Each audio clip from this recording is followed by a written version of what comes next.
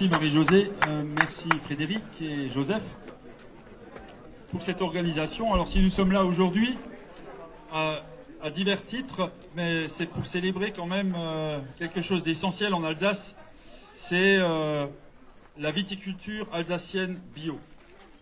Aujourd'hui, et c'est, je pense que 20 ans en arrière, au début du siècle, on était loin d'imaginer ce qui allait se passer et ce qui s'est passé depuis. À savoir la conversion en bio la plus efficace de tous les vignobles français. Et ça, je tiens à le saluer parce que c'est la marque d'une volonté profonde du monde viticole alsacien d'aller dans le sens du respect de l'environnement. C'est pas simple parce que après la révolution des années 60-70, l'arrivée de la chimie, l'arrivée d'une mécanique beaucoup plus aisée, on est sorti de la servitude, des difficultés que vivaient nos paysans, qui étaient dans la douleur physique, travail de la terre, dans la douleur physique. On s'est libéré de ça avec la chimie, avec la mécanique, dont on a très vite vu que c'était une impasse.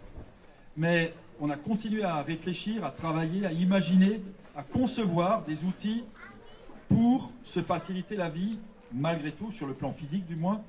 Mais ce n'est pas dans la tête. Hein. Parce que si on est paresseux mentalement, intellectuellement, on n'avance pas. La preuve, c'est le viticulteur d'aujourd'hui, c'est quelqu'un qui réfléchit, qui associe, qui fait le lien entre tous les éléments qui l'entourent, les éléments de la nature et son travail. Et ça, aujourd'hui, je peux vous dire que ça donne des vins d'excellence. En Alsace, il faut en être fier. On n'est pas assez fier de ce qu'on fait. J'arrête pas de le répéter. Et il faut maintenant monter en notoriété.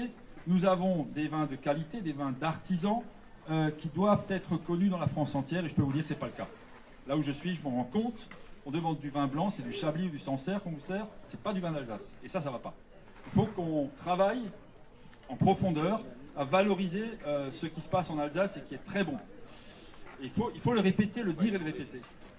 Pour revenir à la question d'Orschwir, c'est un village pionnier, un village moteur, parce que là, l'essentiel des viticulteurs, en tout cas tous, ont fait un grand pas dans le sens de l'environnement, et une grande part d'entre eux sont passés complètement en bio. Donc chapeau à Orschwir pour avoir été dans cette dynamique-là, pour être dans l'exemplarité. Et pour comprendre le caractère précieux du patrimoine naturel, à partir duquel on peut raconter l'histoire du vin, l'histoire de cette qualité recherchée, l'histoire de ce lien entre l'homme et la nature.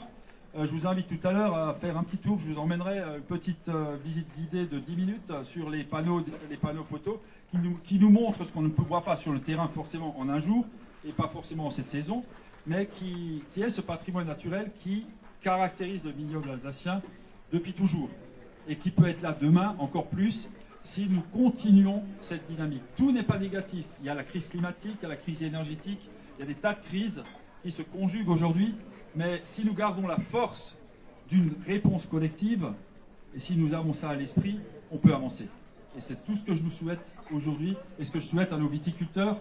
Donc privilégions le vin d'Alsace, donnons un coup de boost au vin bio, et l'avenir sera souriant, j'en suis persuadé. Merci.